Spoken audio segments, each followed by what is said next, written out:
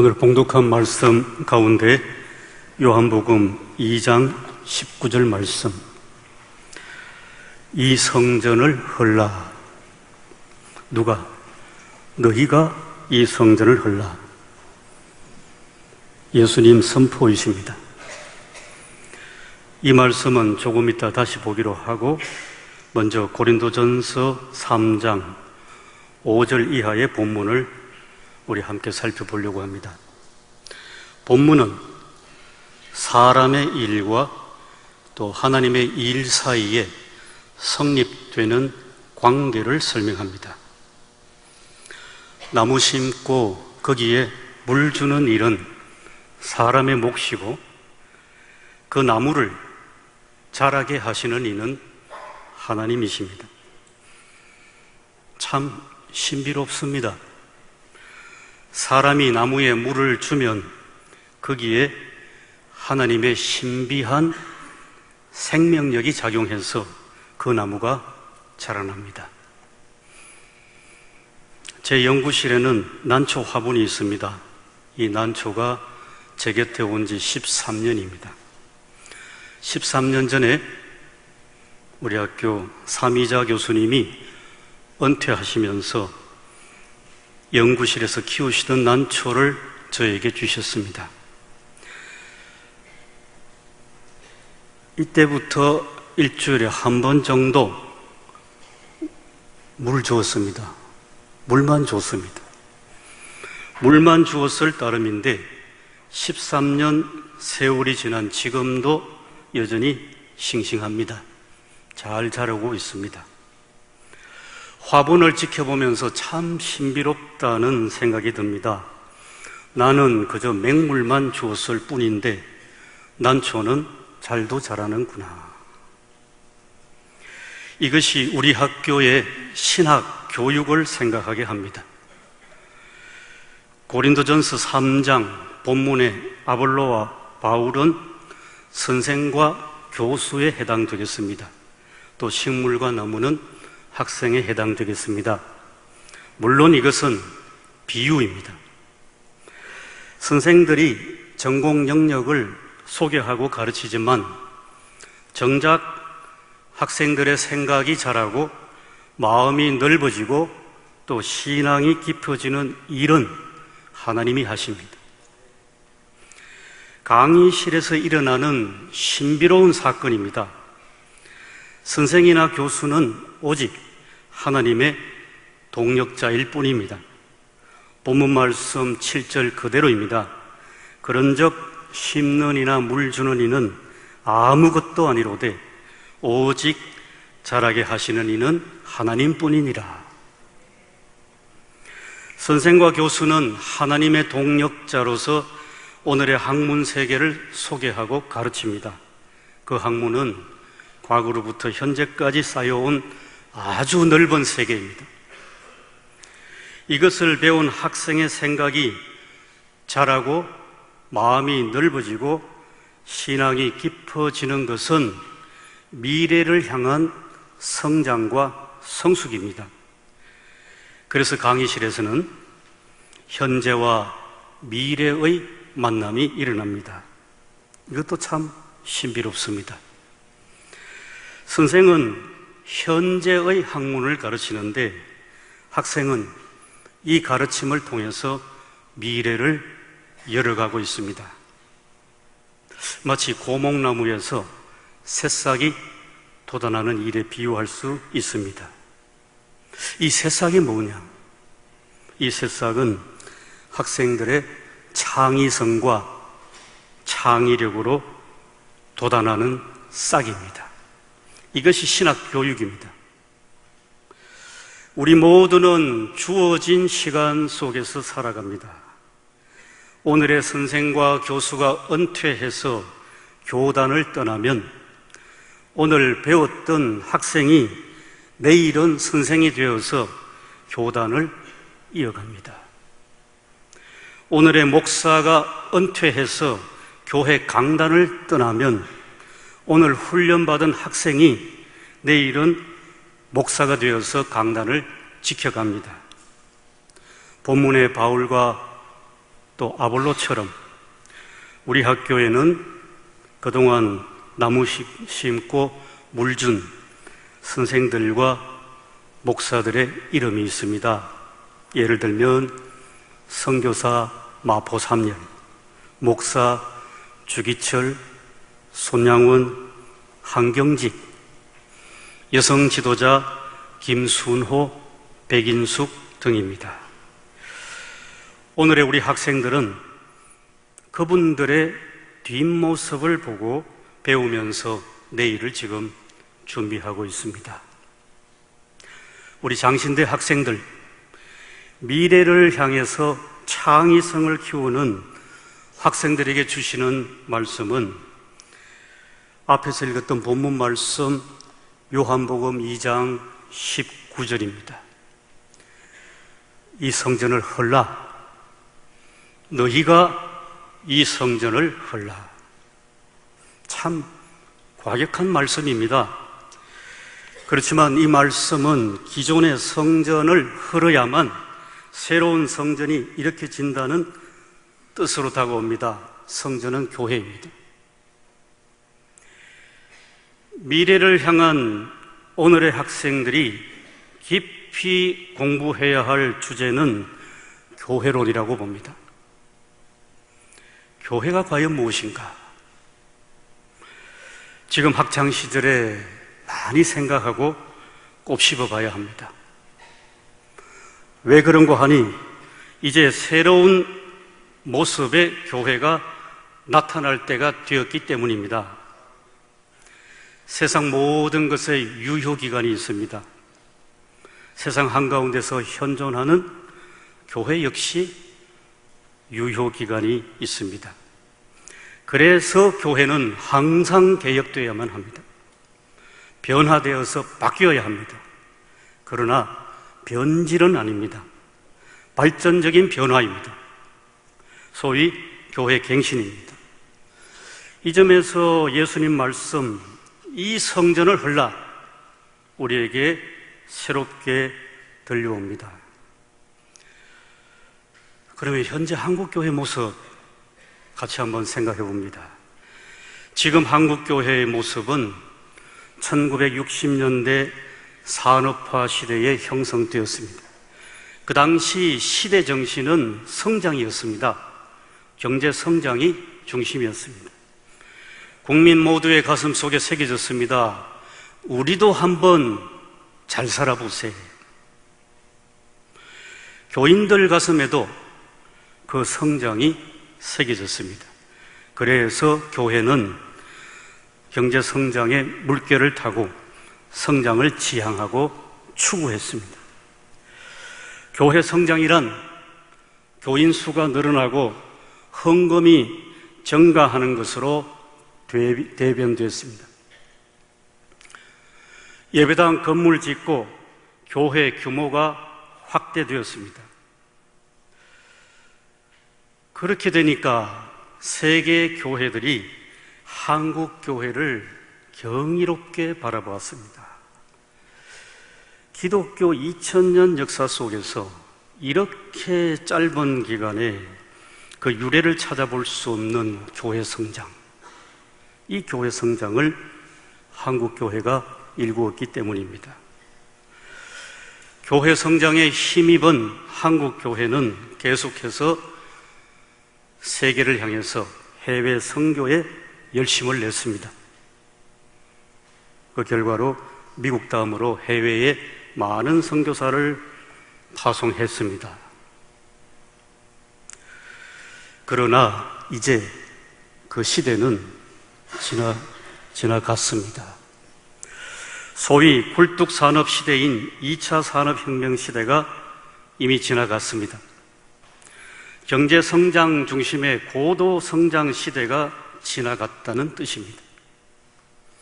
4차 산업혁명 시대가 본격적으로 시작됐습니다. 교회에도 역시 이 현상이 시작됐습니다. 2차 산업혁명 시대에는 경제 성장 중심의 대량 생산, 대규모, 중앙 집중으로 진행되었습니다. 이제 시작되는 4차 산업혁명 시대에는 문화 중심의 다양성, 개별성, 대량이 아니라 소량으로, 중앙이 아니라 지역으로, 그리고 서울이 아니라 지방으로 이행되고 있습니다. 시대 정신도 바뀌었습니다.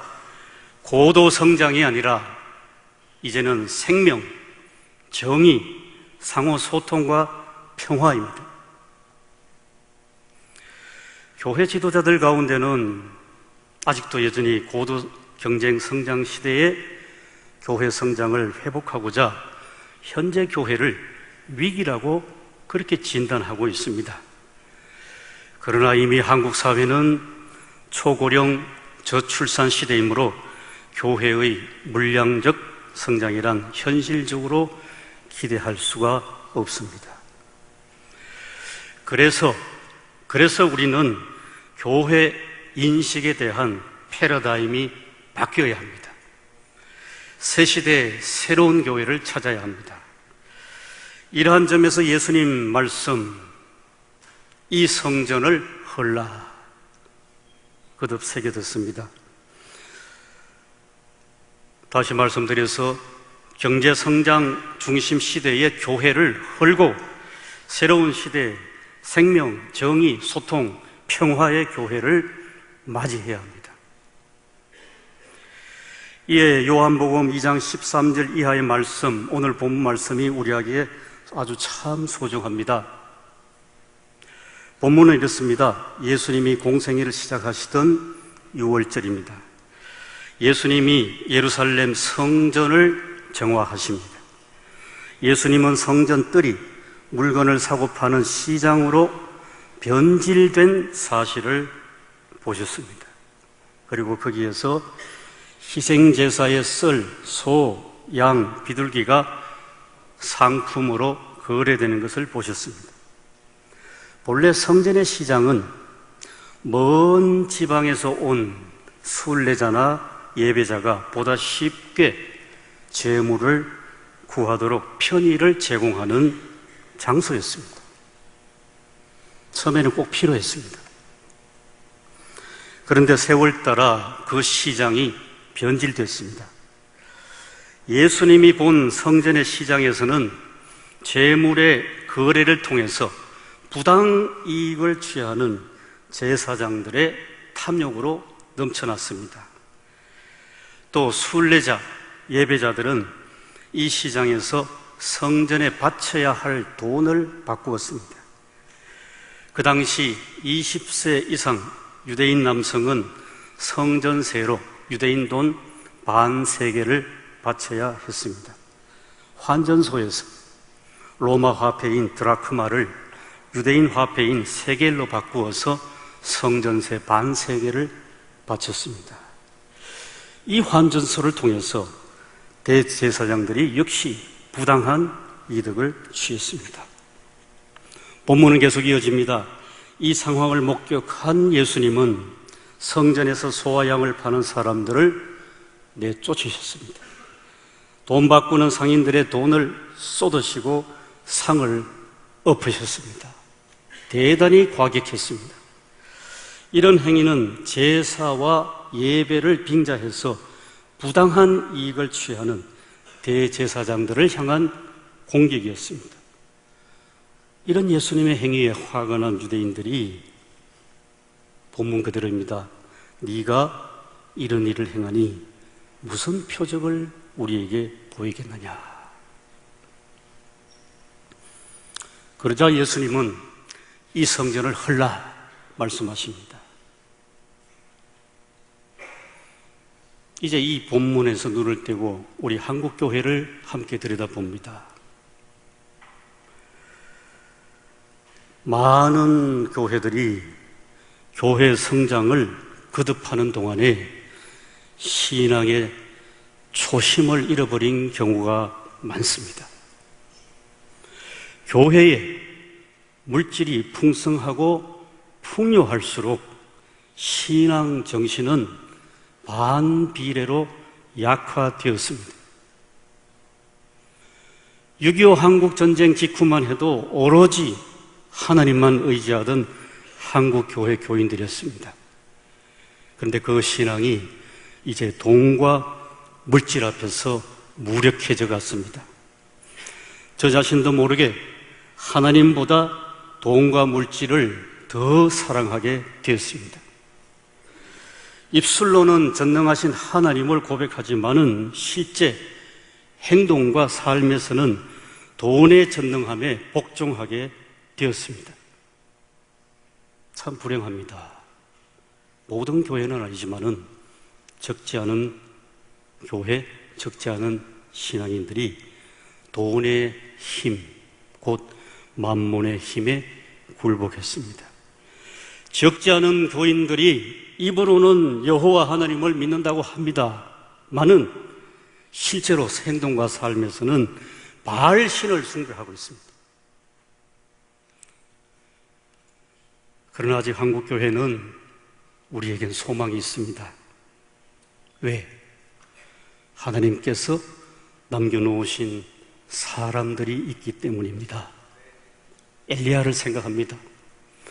열왕기상 20장에 보면 여호와 하나님께서 이스라엘 가운데에 바알에게 무릎 꿇지 아니한 7,000명을 남겨놓았습니다. 이처럼 하나님은 어느 시대나 바알에게 무릎을 꿇지 아니한 사람들을 남겨놓으셨습니다.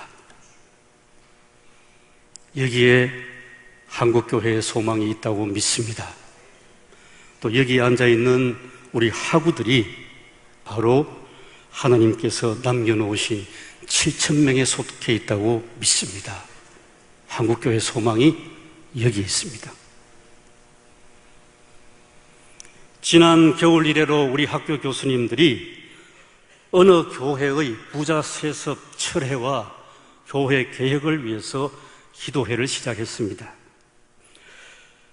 왜? 그 교회의 부자 세습은 돈과 권력의 세습이라고 파악되었기 때문입니다. 그렇게 세습된 교회는 필시 만몬이 교회를 지배할 것입니다. 참으로 마음이 아프고 고통스러운 것은 그 교회는 얼마 전까지만 해도 오직 예수 그리스도만 의지하며 주님으로 높이던 교회였습니다. 교회 마당에 보면 돌로 크게 새겨져 있습니다. 오직 주님. 교회 개척 초창기에는 담임 목사님이 날마다 교회에서 철야기도 하시면서 성경을 깊이 묵상했습니다. 이렇게 시작된 그 교회의 특별 새벽 기도회는 교회 부흥의 원동력이었습니다. 특별 새벽 기도회는 무려 30년 이상 그 교회의 브랜드였습니다. 다른 교회들에게도 새벽 기도회에 불이 붙게 했습니다. 이렇게 전 세계적으로 명성을 날리던 그 교회가 부자 세습으로 말미암아 많은 사람에게 충격과 실망을 안겨줬습니다. 이 교회에서 귀한 신앙 체험을 했고 또 이 교회에서 삶의 의미와 행복을 가졌던 교인들, 더 나아가서 이 교회 마당에서 즐거운 추억을 남긴 많은 교인들이 지금 세습의 충격으로 고통에 빠져 있습니다. 노회와 총회에서도 탄식 소리, 안타까운 일들이 계속 일어나고 있습니다. 우리는 세습 철회를 위해 기도해야 할 것입니다. 강 건너 불구경하듯 그렇게 바라볼 그러한 일은 아닌 듯합니다. 왜냐? 그 교회가 바로 우리의 지체이기 때문입니다. 교회 세습으로 고통에 빠진 교인들을 위해 우리가 그 교회와 기도로 연대해야 할 것입니다. 그 교회가 다시 오직 주님만 섬기는 교회로 돌아오기까지 우리는 함께 기도해야 할 것입니다. 다시 본문으로 돌아가겠습니다. 예수님은 이 성전을 헐라 그것만 말씀하시지 않고 내가 3일 동안에 일으키리라. 3일 동안에 새로운 성전을 일으키겠다는 말씀입니다. 이것은 장차 십자가에 달리시고 3일 만에 부활하심으로써 출현되는 성전, 새로운 성전을 뜻했습니다. 그러나 이런 상징 언어를 유대인들이 이해할 리가 없었습니다. 그들이 알고 있는 것은 눈에 보이는 가시적인 성전이었습니다. 그래서 말합니다. 46년 동안이나 지은 이 성전을 어찌 불과 3일 동안 일으키겠느냐? 유대인들에게는 화려한 예배당, 웅장한 규모의 성전만 이제까지 경험했고 그것만 보였습니다. 이로써 예수님과 유대인들 사이에는 상호 접촉점이 없었습니다. 동문서답입니다. 그들은 그저 조상들이 물려준 가시적인 성전을 생각했고 예수님은 자신의 부활로 말미암은 새로운 성전을 선포하셨습니다. 유대인들은 종교 행위의 중심인 성전을 언급했고 예수님은 종교 행위를 해체해서 세우는 부활의 교회를 선포하셨습니다. 그래서 본문 요한복음 22장 21절에 보면 예수님 자신의 육체가 성전이라고 하셨습니다. 그 육체는 십자가를 지고 사흘 만에 부활한 몸입니다. 이로써 우리가 분명히 깨우칩니다. 교회가 무엇인가? 우리가 새롭게 나아가야 할, 새로운 맞이해야 할 교회는 부활하신 그리스도의 몸입니다. 교회는 그리스도의 몸입니다. 십자가에 달리시고 3일 만에 부활하신 그리스도의 몸이 교회고 우리들은 그 몸에 붙어 있는 지체들입니다. 이것이 교회입니다. 이것은 종교적, 기독교적 교리가 아닙니다. 가르침과 이론도 아닙니다. 기독교 이데올로기도 아닙니다. 교회는 사망 권세를 이기고 몸으로 부활하신 그리스도의 몸으로 존재하는 실체입니다. 그리스도의 몸된 교회에서는 부활하신 주님에게서 뿜어나오는 능력과 생명의 역사가 우리에게 임하는 줄 믿습니다.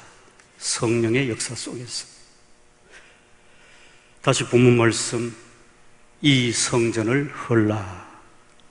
그리고 그 다음 우리는 부활하신 그리스도의 몸된 교회를 회복해야 할 것입니다. 본질로 돌아가야 합니다. 이를 위해서 우리는 예수님의 뒤를 따라 우리가 져야 할 십자가를 집니다. 그 십자가는 만몬의 지배를 거부하는 것입니다. 교회가 교회답게, 교회를 교회답게 하는 길은 지금의 성전을 헐어버리고 부활하신 그리스도가 머리 되시는 교회로 거듭나야 합니다. 성령의 역사 속에서. 기도드리겠습니다. 하나님, 저희들을 이제 새로 시작되는 교회의 일꾼 삼으심을 믿습니다. 예수님 귀하신 이름으로 기도드렸습니다. 아멘.